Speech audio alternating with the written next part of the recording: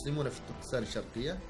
أولا هم مسلمون متدينون في الغالب، مسلمون متدينون في الغالب، لهم مساهمات كبيرة في التاريخ الإسلامي لحضارة الإسلام ولنهضة الإسلام، وهم أخرجوا علماء كثيرين، والدين أصبح لهم كالدم واللحم، لا تستطيع أن تفرق عندهم. يعني الدين دخل في قلوبهم وفي عقولهم، هذا أولا. وثانيا لهم لغة خاصة، ومن اللغات التركية، هي من اللغات التركية، لهم لغة خاصة، وأعرافهم وتقاليدهم منفصلة عن الصينيين تماما، لا يشبههم في شيء، لا في الشكل ولا في المظهر ولا في اللغة ولا في الدين. وإضافة إلى ذلك لهم حدود مشتركة مع 7 دول، 7 دول: باكستان والهند، قزاقستان، قرغيزستان، طاجكستان، أوزبكستان، من ناحية منغوليا. ولذلك هذه المنطقة تعتبر بالنسبة للصين منطقة استراتيجية للحفاظ على مصالحهم وللحفاظ على هيمنتهم على دول آسيا الوسطى وباكستان.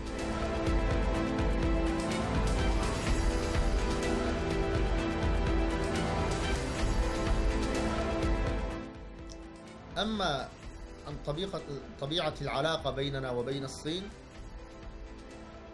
علاقة المحتل وعلاقة المظلوم، أو علاقة الظالم وعلاقة المظلوم.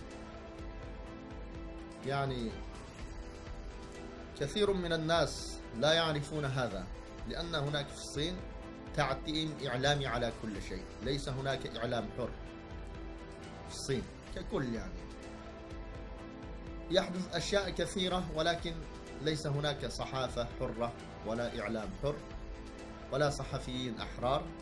ولذلك وحتى الصحفيين الأجانب لا يسمح لهم بالذهاب إلى منطقة تركستان في الغالب الأعم.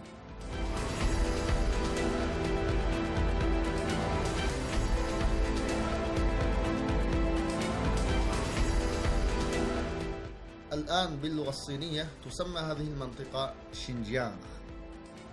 معنى كلمة شينجيانغ باللغة الصينية أي أرض الجديد أو المستعمرة الجديدة، لأنهم بعد احتلالها حتى يغيروا معالم هذه المنطقة بدأوا أولا بالاسم، يعني غيروا الاسم إلى شينجيانغ حتى ينسى الأجيال القادمة يعني اسم تركستان الشرقية. وهذه جريمة في الآن يعني عندنا في تركستان، أي واحد ينطق بكلمة تركستان هذا جريمة يعاقب عليه بالقانون.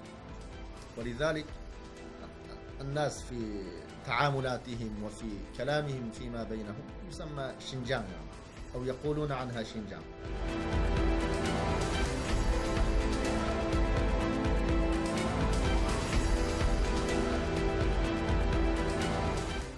أما عندنا في تركستان حتى في خارج السجن الآن كثير من الشباب لا يستطيع أن يصلي، إذا علم أنه يصلي يعاقب. أما في داخل السجن حدث ولا حرج، حدث ولا حرج. في كل أقسام أو في الحجز هناك كاميرا تراقب المسجونين، حتى الذي يصلي وهو إيماء إشارة إذا علم يعاقب عليه. حتى الذي يغطي، هناك مسجونين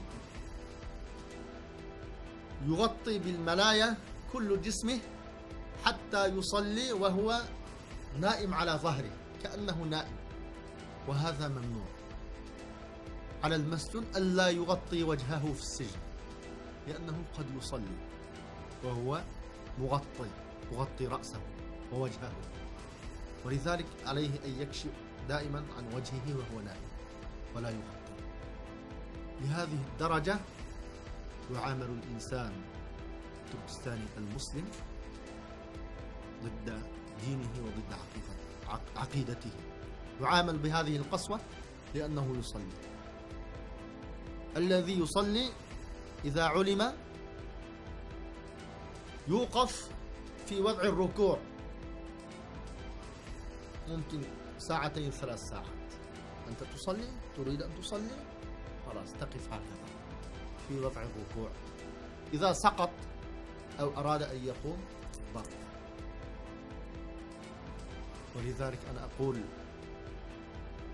لصاحب القرار في مصر: إذا كان هؤلاء الطلاب يستحقون العقاب فليعاقب في مصر، لأنهم في مصر فهم في داخل السجن يستطيع أن يمارس شعائره الدينية، ويستطيع أن يصلي، ويستطيع أن يحفظ القرآن ويقرأ القرآن. أما في الداخل إذا سلم هؤلاء إلى الصين، إذا سلم هؤلاء إلى الصين بعضهم قد يعدم.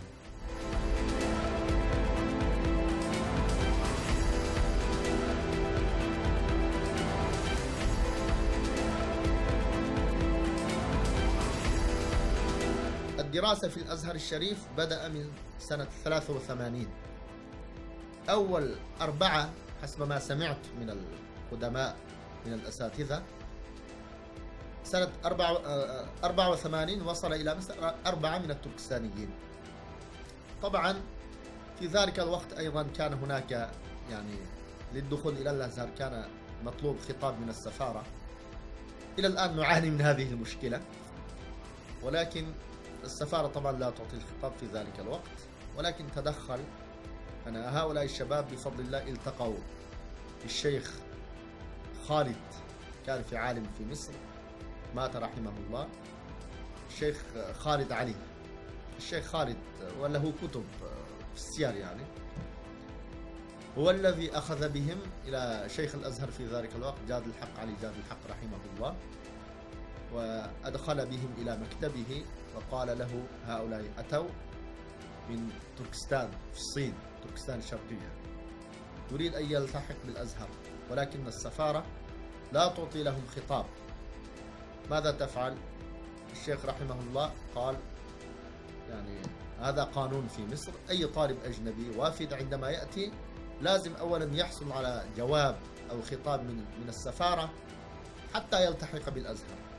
وبعد ذلك الشيخ خالد هذا رحمه الله قال لشيخ الأزهر: يا شيخ، إذا لم تقبل أنت هؤلاء الطلاب ممكن أنا أخذهم إلى سفارة الفاتيكان في مصر هنا وأطلب منهم تأشيرة ليتعلموا المسيحية في روما، فهم أكيد يعطون لهم التأشيرة لأنهم أتوا من منطقة بعيدة جدا في داخل الصين وهم مسلمون.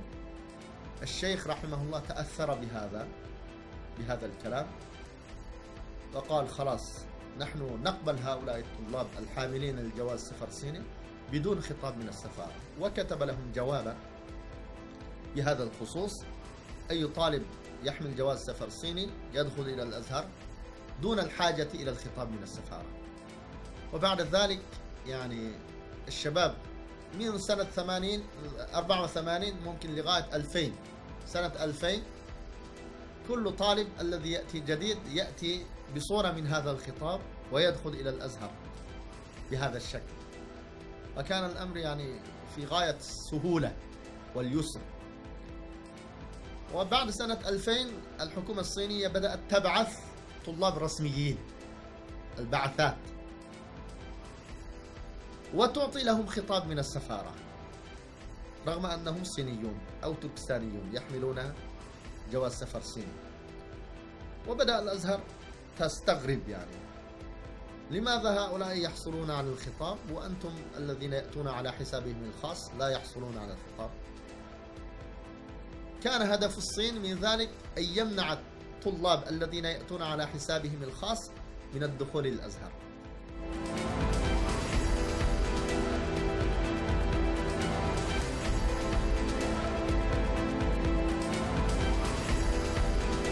والد أحد الطلاب في مصر كان في السنة الماضية جاء إلى مصر وزار أولاده، وبعد عودته